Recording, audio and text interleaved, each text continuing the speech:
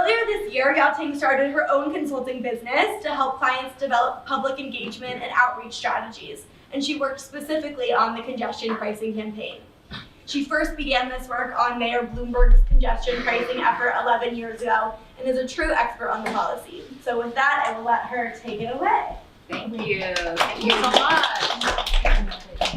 Thank you all for coming out tonight to learn about congestion pricing and our New York City's mobility crisis. It's nice to see so many people, young people engaged on this very important issue that's really going to have a tremendous impact on the future of the city. And we're really at a critical inflection point here. So I think what I'd like to do today is kind of, before we dive into congestion pricing and the sort of mechanics of the core components and elements of it, sort of first table set a little bit in terms of the context and the state of our transportation above and below ground. So we're going to talk a little bit about the mobility crisis, which I think for anyone who lives in New York City and commutes around the 5 boroughs, that's your lived experience every day. We're going to talk a little bit about the New York City Transit Fast Forward Plan. Just curious by a show of hands, how many people are familiar with the Fast Forward Plan? Okay, so you guys are already a very plugged in audience, that's great. We're going to talk about MTA funding a little bit because I think some of the common things that, especially when I'm out there talking to community groups and just transit riders, decision makers, everyone's like, what is up with the MTA? Like, why is it always, you know, a mess and fare hikes and service cuts and nothing seems to be going right? So I think there's just a basic level of education about budgeting that would be helpful. And then we'll get into the kind of components of congestion pricing and sort of where we are right now with the policy discussion and then the road ahead. So everybody knows this. The conditions on above ground right now as it relates to transportation is getting increasingly worse for all the number of reasons that we would know, right? One of which is the rise in for-hire vehicles in the city and just the additional vehicle miles, VMT, vehicle miles traveled added to city streets. Just a guess, how many people, take a guess, how many for-hire vehicles out there are in New York City right now? For-hire vehicles. Anybody want to guess the number? No. Any other guesses? 25,000. I heard, okay. Yep, what else? 100,000. 100,000. How many people, how many number of yellow taxis on our city streets? 15,000. 15,000? 30,000. 30,000. Okay. So total for-hire vehicles right now in New York City streets, 130,000. Compared to yellow taxis, 1,300. So you're pretty close. I mean, excuse me, 13,000. So you're pretty close. 13,000. So that is an increase of 59% in terms of the for-hire vehicle growth since 2014. And that brings us to about 36,000 extra unoccupied for-hire vehicle cars on the streets a day. Think about it, just the kind of volume already in our kind of congested streets. The Partnership for New York City did a study earlier this year that says the current traffic congestion issue in New York City costs the city about $20 billion a year. 20 billion, I mean, that's a mega number and it's hard to get your mind around, but that includes travel time, excess fuel, operating costs, and then just the total loss of revenue in terms of productivity. So there's a real cost to not dealing with this congestion issue. Unfortunately, the condition underground is not getting any better. We all lived through the summer of hell, as it would term, right, starting in 2016, where it just seemed like every day there was some sort of like kind of system-wide meltdown and delay. And everybody, you know, got a lot of media attention, and that really was when it kind of kicked off a chain of events at the state level and with the MTA to declare a state of emergency, a subway state of emergency in early 2017, and forced, you know, the governor asking the MTA to put together a subway action plan to try to sort of stop the hemorrhaging, if you will, of the system and all the delays and all the overcrowding in the system, signal failures. In 2017, the New York City Independent Budget Office published a report that revealed that the subway delays also cost money. So the congestion above ground costs money, the congestion below ground, and the delays below ground also cost money. And it cost New York City about $864,000 a day in lost work time. And on a human level, there were incredible stories and profiles in the New York Times about what it meant for workers that were really dependent on getting to work on time. They didn't have the luxury of showing up late. Every minute counts. And for those most vulnerable New Yorkers, these type of delays really have a detrimental impact on their livelihood. This is an issue that I think has gotten a lot of attention recently as well, with the good work of a lot of advocates and the transportation reporters in the city have called to attention a lot of this issue, which is this issue of accessibility. If you think of how many subways in our system is actually accessible, it's not too many. And for a large swath of New Yorkers with a variety of disability challenges, it's just completely inaccessible. And the thing is, I'm a parent of 3 small kids, and I think just even being a parent of a small child trying to go up and down the subway stairs with your strollers, I mean, how many times have we seen moms or dads struggling with strollers, or the elderly, with canes? It's just inaccessible. Again, so that kind of inaccessibility is just not conducive to a remotely fair or equitable city. And this is probably, the redheaded stepchild of our transit system, the bus network. So the bus system carries about 2 million rides every day, each weekday. But there's been a really alarming trend in the last, 10 years of steady decline.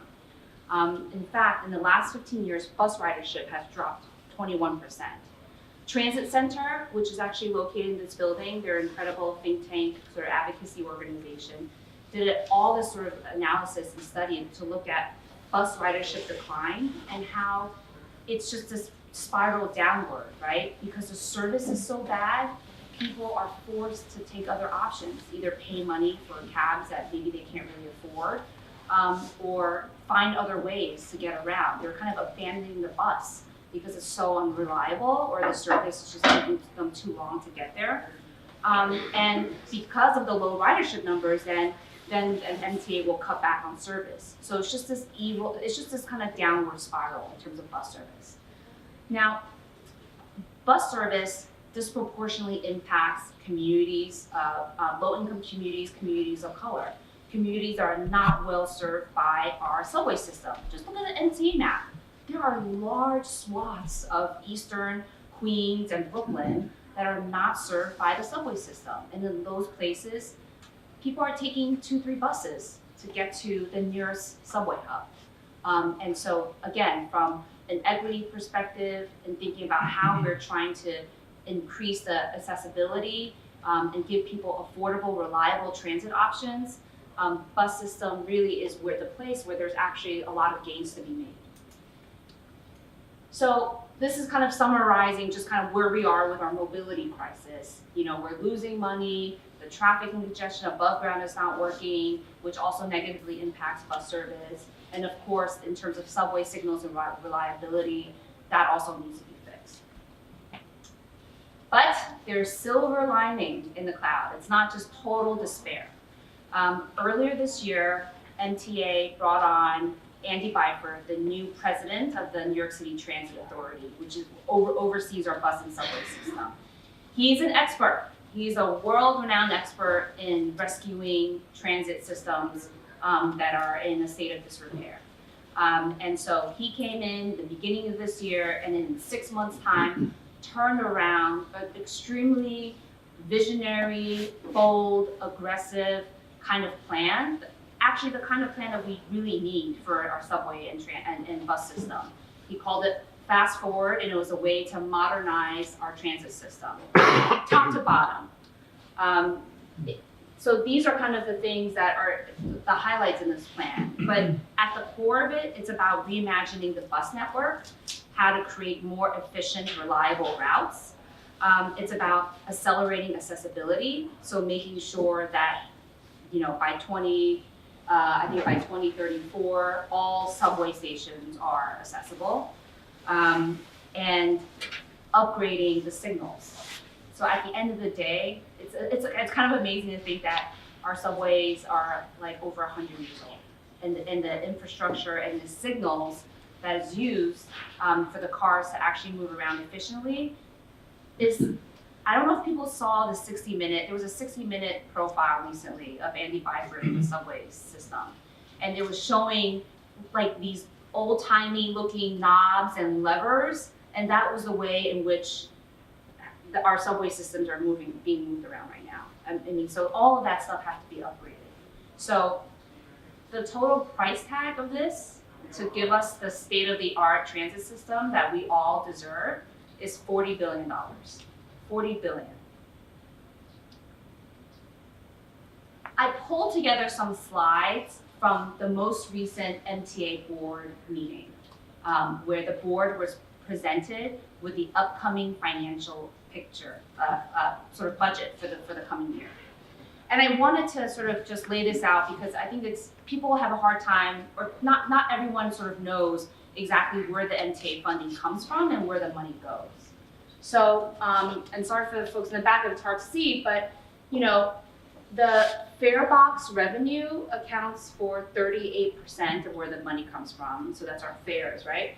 Toll revenue, MTA has bridges and tunnels that they control, so that toll is also part of this mix. There's a slew of dedicated taxes that go into funding the MTA, and there's this local state subsidy. So, New York City will put in a pot of money, and Albany and the government will, the state government will as well. And then where the dollar is going, it's a lot of, payroll, 32%, health and welfare and pension. So in terms of like the labor costs and the benefits, that is taking up a lot of the budget to operate, obviously, our 24 system, both on the subway and bus side. And the thing that's alarming to advocates is that the debt service is increasing, because when the MTA doesn't get the full funding that it needs, it's like us. We put it on a credit card, and we gotta pay down instead of paying down what you actually owe, you're just paying off interest on that credit card, and it's the same thing. And it's a really sort of unsustainable funding cycle.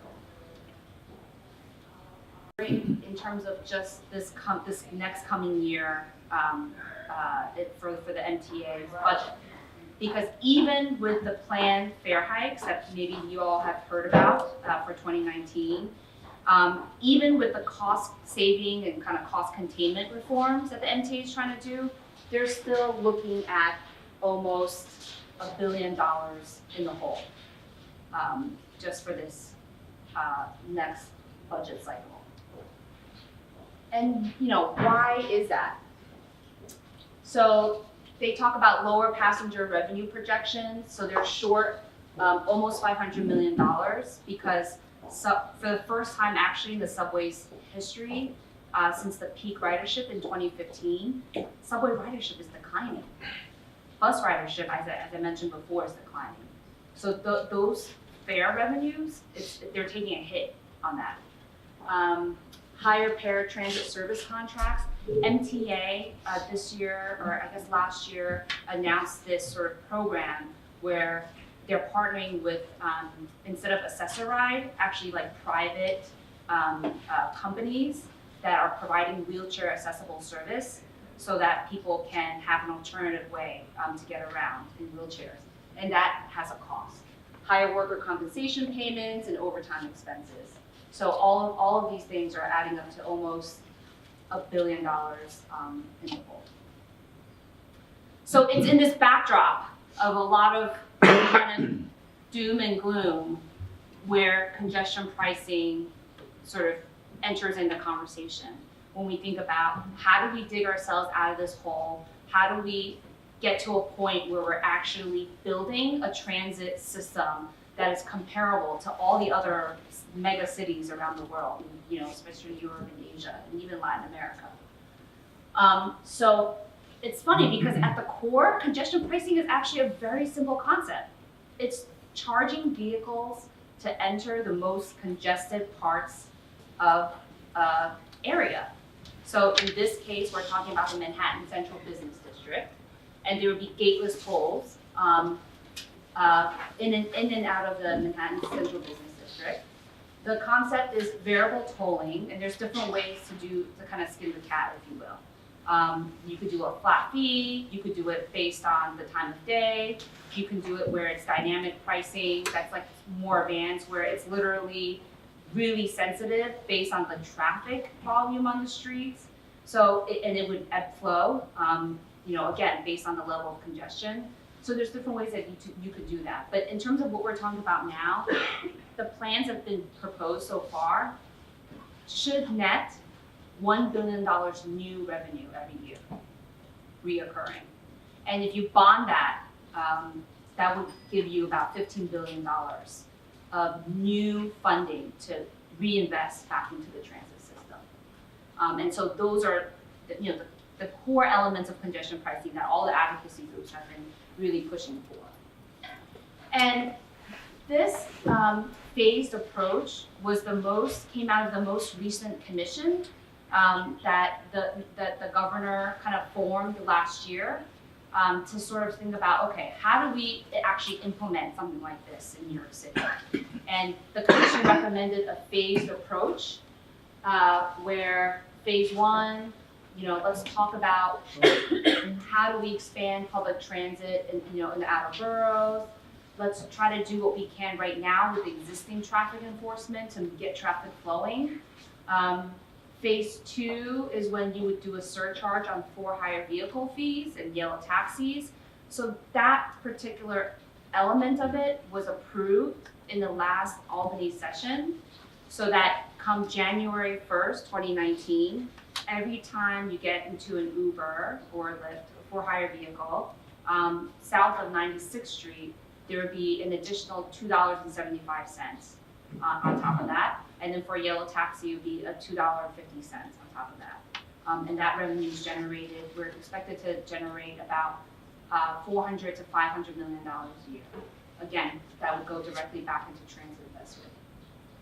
And then phase three, 2020 and beyond, is when you start doing the tolling on trucks and then personal vehicles. So let me see if I can do it. Okay, so this is from other cities. So where are we with this in all of these recommendations? There is another work group and commission that was formed out of the last Albany budget process that's looking at really drilling down and spelling out sort of what this congestion pricing proposal could look like. That, I think they're called the Sustainability, it's a long name, Sustainability Transportation Working Group Advisory Panel, something like that. Every name you could think of, I think was lumped in there. They're gonna come out with a recommendation at December, by the end of this year, so in a few weeks, basically. And the idea is that that recommendation is going to inform and go into the Albany sort of budgeting and legislator approval process beginning of next year. So I wanted to throw in some slides about what other cities have done and learned from this, and the fact of the matter is that where they've done a congestion pricing, it's actually been really successful. They were really able to see significant reductions in traffic and congestion, reductions in greenhouse gas emissions, and gains in terms of just having new revenue to be reinvested back into the transit system. So, in Stockholm here, they, let me see here. So their highest peak period cost per passenger for a passenger vehicle was around $4. And the money generated from that was about $155 million a year. and they were able to get 22% decrease in traffic from something like that. Same thing with London, they're ahead of us in terms of a lot of their transportation sort of policies and interventions. But in 2003 is when they did congestion pricing. And from that, they were able to really expand their bus network that fed into a lot of underserved areas and communities that were not tapped in to their their rail subway service, because subway and rail obviously takes so much longer and is so cost prohibitive a lot of times to expand when you think about adding new capacity. So buses, being able to provide new bus service is a game changer for a lot of areas that don't have subway service or rail service. And then similarly in Singapore, same thing. You're seeing double-digit percentages in terms of traffic decrease and significant revenues that can be used, again, to invest back in your transportation system. So this is a super long quote that I'm sort of ending the presentation on, but I wanted to end it on this kind of note. Governor Cuomo recently, or in the beginning of October, was at an ABNY breakfast talking about his transportation initiatives and a lot of what his priorities were for next year. And unequivocally, he said fixing the MTA and getting a handle and dealing with our current transit crisis is priority number one. And this is like real talk right here from the governor, right? He's saying, you're having this whole big political discussion now about where the money should come from. Is God going to send down $33 billion? Are we going to look under the mattresses for that money? Is the city and state going to put in more money and put in more subsidies for this? The only realistic option here is congestion pricing, and we have to get it done. So that's very encouraging from the governor, who's really taking a leadership role on this issue.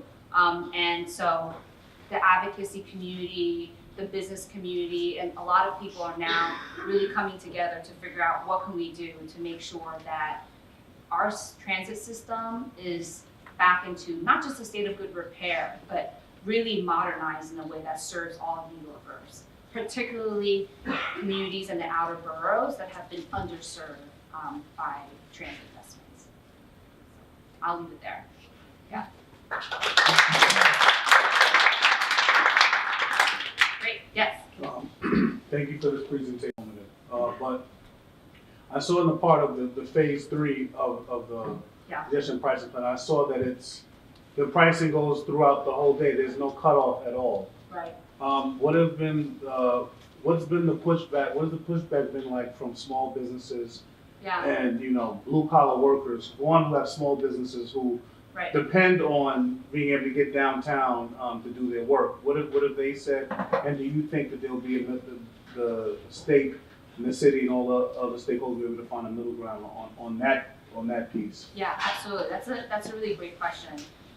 So in terms of the charge and how it's going to work, it's really up in the air, and there are different ways that they can do this. It can be a 24/7 toll. It can be just tolls during rush hour, Monday through Friday, peak rush hour, with no toll overnight or on the weekends.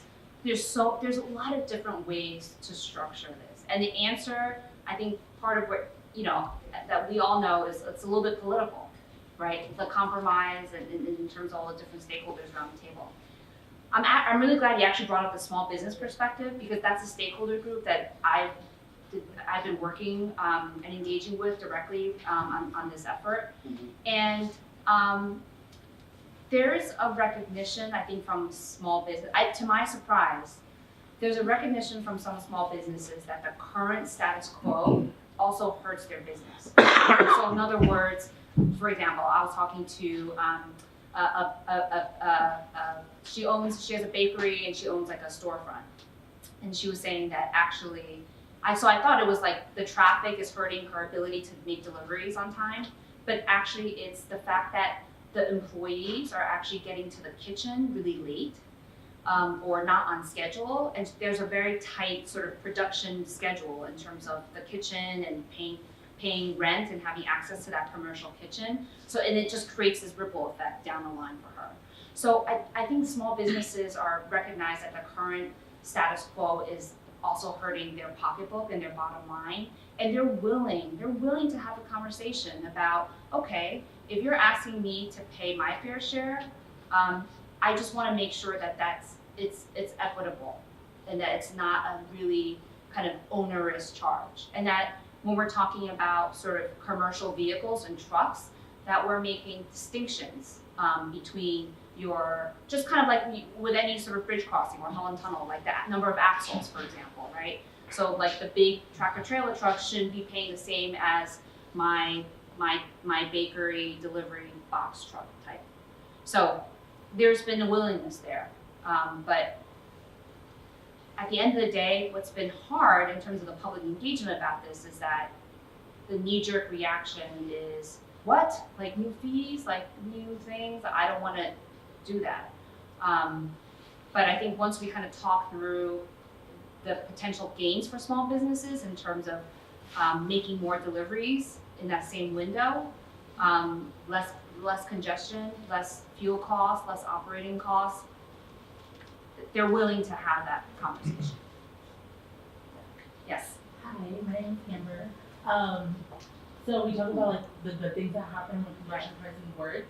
Has there been a moment where we looked at where congestion pricing has been used but has been unsuccessful? And if so, how that factors into the plan for congestion pricing going forward? Yeah, I mean, I think definitely there's a lot to be learned from other cities. So when like London and Stockholm and Singapore implemented congestion pricing, I think there's always like there is a learning curve, a steep learning curve. And I think New York City has the benefit of seeing these other cities and learn from their mistakes and how they implement it. I know that in London, for example, when they first implemented congestion pricing, it was not a very popular thing. And so public opinion, wasn't there with them on that. And it took a while. It's not like you implement congestion pricing and then overnight the roads are clear and all your subway cars are brand new and your bus lines are amazing. It takes time, right? And so that time horizon and allowing for that time before the public actually sees and gets the benefits is something that I think New York City and New York State has the benefit of seeing and learning from. And I know that the MTA team and a lot of other sort of leaders, decision makers at the state level have had those conversations with other cities in terms of learning from their implementation and mistakes. Yeah, maybe somebody else. The congestion pricing model is sort of how the bridges and tunnels work also. It's a good thing trying to discourage traffic during rush hour. Right. And it is interesting that Stockholm, London, and Singapore are really just doing a Monday through Friday, approximately 9 to 5, something like that. Whereas this is a 24/7. I'm curious. We're not sure if it's going to be 24/7. So well, that's my question. Do you have numbers on the volume? Because I've driven, I never drive down between 9 and 5, but in the evening, I drive down fairly often, and it doesn't seem like there's a lot of traffic. So I'm wondering if there's really a lot of revenue to be had there, or does it end up being a tax in the off hours? If it's a revenue stream that is meant to discourage driving so that you really will take mass transit, I think that's a good thing. If it's in the off hours, it ends up being a tax. And similarly, what if this is really successful and you really discourage people from driving? Where in the plan is there planning for a significant increase in transit options? So I guess the first part. So there's a gentleman by the name of Charlie Komanoff who is incredible and has a model. I wish he was here because he could tell you exactly. He has all that data about traffic volume, times of day, times of the year, things like that. I would just push back, if I may, a little bit on this notion Please. that, that if you're in the evening driving in and paying a fee, that's a tax. I think for transit riders, for example, when you get in the subway late at night, you have to pay a subway fare, right? And so the idea is that our roads, just like our transit system, is an extension of mobility and public infrastructure that allows New Yorkers to get around. And so one argument could be that, it should just, if subway riders have to pay fares 24/7, so should drivers for using roads. So that's one rhetorical kind of thing. But the second part of your question, in terms of if it's like wildly successful, what happens?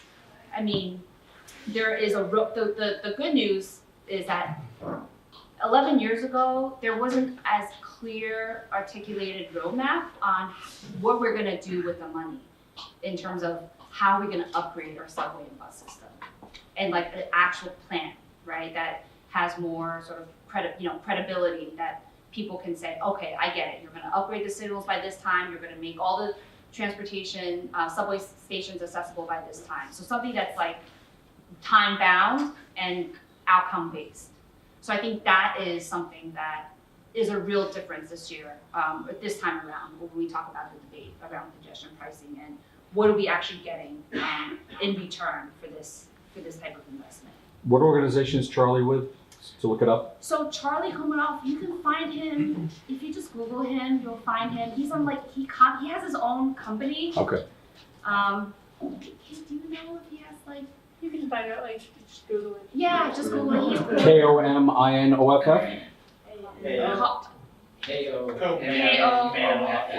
One at a time? BTA model. Huh? And it BTA, literally, is that his company? BTA? no, that, I just know that's the model. Yeah, that's the model. So, BTA model. It's what the state agency used to do the estimates of all the different congestion pricing proposals. Yeah. That's how they estimate all the traffic. But it's called the BTA model. Yeah. Okay, thank you. That's something I can look up. Sorry, so Thank I think you, and then you, and then I saw you over there. So, okay. Okay, thanks. I wonder if you have done understanding modeling on the net impact on congestion of large city buses, particularly in the CBD. So I've noticed that in the first phase of fast food time, there's some 25 new buses, and I haven't seen more detail of how many that exist on what kind of buses there are. But I would suspect that at least in certain areas, from a congestion management perspective, and possibly from a mobility and budget perspective, it might be more efficient to just for certain populations subsidize via or chariot rides, rather than have large city buses that are often less than 20% occupied and are quite costly from a fuel and labor perspective. So just curious, and they block entire lanes and turning lanes, and so I'm curious if you see anything on how those made out and how that fits into congestion. Yeah, that's a good question. I mean, on the bus side, I know that Andy Byford is really talking about upgrading the bus fleet so that's all electric. And so he really is reimagining sort of, green buses going forward, modern green buses going forward. But in terms of the impact of the buses themselves on adding to congestion on the streets, is that what you're kind of asking? Yeah, that's a hypothesis. I would I'm not suspect sure. it I mean, I haven't seen any sort of talk or analysis of that kind of piece of it. In terms of Via and Uber Pool and things like that, there's been I've seen some sort of talk, I think just in the sort of transportation policy wonk literature about how do we government play a role in using those services to create kind of first and last mile connections for communities, and subsidizing some of that. But beyond that, I haven't seen anything that, really kind of bubble up in terms of this particular discussion. I don't know if, I'm looking at, okay, I don't wanna put you on the spot, but like, I know that there's, other transportation experts here, so please weigh in if I'm missing any You're doing a good job. key points. Awesome. Yes, Taylor, and then a woman over there, and then after you next to her. I'm very new to all of this.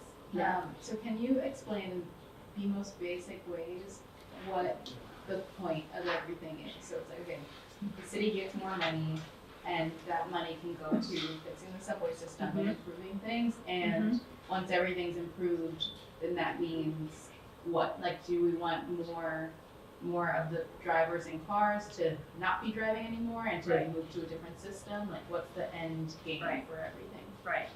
So at the core, the premise is that New York City is what it is today because of our subway system. That it fundamentally is the lifeblood of the city. It is the generator of the economy. It is the creation of our density, all of those things, right? And it's not a great term, it's like too big to fail. And we cannot allow our current system to get into this state of disrepair. And we need everything we can to fix it. And so we need to think about sustainable funding to do all the work, the upgrade work necessary for this. So that, one, more New Yorkers have reliable, affordable, efficient ways to move around the city, to get to work, to get to job interviews, medical appointments, what have you. Two, from both, I would say, a sort of, when you think about our street space, it's very limited real estate. And so as a city, what is our public policy in terms of managing the increasing competing demands on that real estate, right? And so you're getting into a little bit about your values, right? As how, like, where do you prioritize on this such limited street space? Should we be prioritizing the sort of most efficient, maximum movement of people and goods? Should we be discouraging single occupancy private vehicle use, right? In such sort of, when it's such a hot commodity, that street space. Should we be trying to do things and sort of green our transportation network and green our transportation system and try to reduce our carbon footprint? So it's a lot of sort of, values in terms of how we prioritize the street space. The very core, there's without a question, transit is the lifeblood of New York City, and we cannot afford to let our system deteriorate any longer. It is taking a toll on so many people's lives and businesses, and their ability for us to kind of continue to grow and be a healthy, kind of competitive city. So that, full stop right there, is what we need to do, everything we can. Sorry, you and then you, yeah. Okay, hi, thank you for this talk. I hate traffic. Traffic made me late, but that being said, this congestion pricing, increasing the price of MTA, increasing the prices of the bridges, every single year you guys have been doing that, and it's just not fair for a certain income level. It's not fair for them. And I don't feel like they're being asked or told or anything about that. And not, so also I'm hearing that MTA is kind of like also mishandling money. How do we ensure that there is no mishandling of the increased funds? Because you've already increased so many years. What improvements or what have you shown from that increase? Right. There's no denying that MTA has and I think the MTA and the new New York City Transit president will be very honest and tell you that they have a credibility problem and they've been in a deficit with the public and they have to work to earn back the trust of the public. So they will tell you right up front right now about that. And I think that's why he put out this fast forward plan that is time bound, outcomes bound, to try to regain the public trust to say, look, I'm here now, I'm here to clean up, clean house. Also internally, bureaucracy, part of his plan does deal with how to sort of streamline and make project delivery better.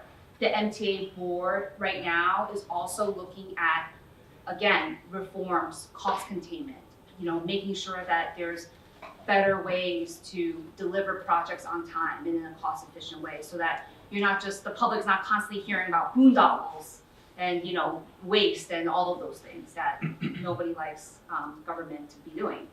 So I want to acknowledge that they have a credibility problem, and I want to sort of say that there is definitely a self-awareness and a recognition of that, and they're working very hard to kind of prove their worth to the public, and to improve service and deliver better quality service that people can actually feel on a day-to-day basis. Yeah. Yes. Mine's sort of a logistical question. So Yeah. is the tolling happening when you enter the below 60 grid, or is it when you're driving in? So like if you use the bakery example, if the bakery in the East Village and they're delivering to the West Village, are they paying that congestion pricing? And then the same thing, like if someone's coming in a taxi from Brooklyn going up the FDR, getting off at 61st Street, are they paying for that congestion pricing? How does that work? So I believe the proposal right now is that if you get off the FDR, you can kind of drive around the zone, and you want to go north and not enter the zone, you don't have to pay. And then when you're in the zone, how do you, like, If you're if you in the never zone- leave the zone? My understanding is that it doesn't charge you within the zone, but my understanding is also that there's no exact plan being proposed, that this is just all conceptual. It's all So everything is In like London and Singapore, is it just when you enter downtown? Like if you keep a car downtown or in this zone forever, do you never have to pay for the congestion fee? That's right. The thing with noting though, talking about taxis and for-hire vehicles is the only part of the plan that we actually know, because the legislature passed it, is there's a $2.50 fee on Yellow. cab rides and $2.75 on Right. for-hire vehicles, Correct. and that's if it starts, ends, or passes through. Right, 96. Yeah. Yeah, 96th Street, yeah. Okay, sorry, I forgot where I was. Can we do, sorry, show me your hands again. Okay, I'll start with this side of the room. Okay, so 1, 2, and then 3. Yeah, so this is kind of more on the politics of actually getting it done in Yeah. Albany. Obviously, it's framed a lot as a transit question, I think, because the connection is so clear, but at its heart, like congestion pricing is about getting cars off the road. I'm curious what the environmental involvement has been in getting this done. Yeah. There's, all sorts of consequences of continuing to use gas guzzling cars every day. Yeah. The benefits there, I think, are pretty clear. Right. But the discussion has largely been from transit advocates, and I'm curious Right. kind of if there's been involvement and what that looks like. Yeah, no, absolutely. I would say most of the large environmental organizations in the city and the state are very much in this effort. Environmental Defense Fund, the New York League of Conservation Voters, Natural Resources Defense Council, the Nature Conservancy, environmental advocates, they are all in on trying to get this effort. And when they talk about it, they definitely provide the sort of analysis and environmental lens in terms of what is the potential to, in terms of reducing carbon emissions, the quality, the impact on air quality, and also just what does it mean to potentially start thinking about electrification of our transportation system and network and what that could mean, especially as the state is moving towards really aggressive renewable energy targets. So imagine someday down the future, what if our MTA system and our buses and everything is sort of powered by renewable energy, solar, offshore wind, onshore wind, whatnot. So very much so that the environmental groups are very much plugged in and part of this. Yes. Also a question on the politics and Yeah. regarding low income groups, areas where there are transit deserts, Yeah. or, in the periphery of the city, Yeah. even beyond the city limits. Yeah. If you can kind of speak to the politics of the moment, Yeah. understanding that phase 2 and phase 3 are proposals, Right. what adjustments might be made considering Right. congestion pricing failed the first time around, there might be a perception about what this is. Absolutely, absolutely. There's an organization, Riders Alliance. Oh, that's great. The Riders Alliance have really moved the needle in the public debate and perception around congestion pricing. Why? Because the Riders Alliance are actually, even in the areas that are not well served by subway, there's tremendous bus dependency, people that depend on buses, local jitneys, what have you, and that don't own cars. And Tri-State Transportation Campaign has actually, and if people are interested, you can go to their website and check it out. They've done Assembly and Senate district by district census data, looking at car ownership in the district, looking at how many people are actually in the district driving into the Manhattan Central Business District versus driving to other parts of the city, right? So how many people would actually get charged? And even in those kind of outer borough areas and communities, the majority, and sometimes even the overwhelming majority of residents are not driving into the Manhattan Central Business District, period. They're either going somewhere else. Intra-borough travel is really high now, and transit dependency is very high. And that is why a lot of communities, and Pratt Center for Community Development have done this analysis too, that unequivocally shows communities, low-income communities and communities of color have the longest commutes of anybody else in the city. And that is because they're relying on multiple connections and transit connections to get to even the subway level. And really fast, we have time for one more question. Oh, one more? Okay. Sorry. I just want to share two quick statistics. Yeah. One, even considering the toll revenue, tax subsidies, surcharges, etc., New York City still pays the highest percentage. Our 275 is the highest percentage of the actual cost of a subway ride of any major transit system in the country. And the other one's a little more fun statistic. Over the last 30 years, the price of a fare for the subway and bus has very, very closely matched the price of a slice of pizza in New York City. I swear to God it's true. Okay, that's cool. I like this one, guy. I just want to say quickly that in 2007, congestion pricing, the plan didn't fail, it was never brought up for a vote. So the Speaker of the Assembly, Sheldon Silver, who's now in jail, he just didn't let it come up. So the City Council actually passed it in 2007, which is a huge victory. And it never got brought up for a vote. So the city wasn't even able to consider a plan. Right. Someone who didn't get a chance to ask a question. You. So the governor's quote is a little facetious, right? Because there are lots of ways to raise this money other than it falling from the sky or being under a mattress. Congestion pricing is fundamentally a regressive tax. I think everyone agrees on that. It's just I a totally question. disagree. Costs you $30 to park your car. Well, but it's either that or a user fee. It's one or the other. No? Or people don't own cars. So my question, I guess, is this, Okay, right? so, There are lots of ways to raise this revenue. Okay, well, okay. Yeah.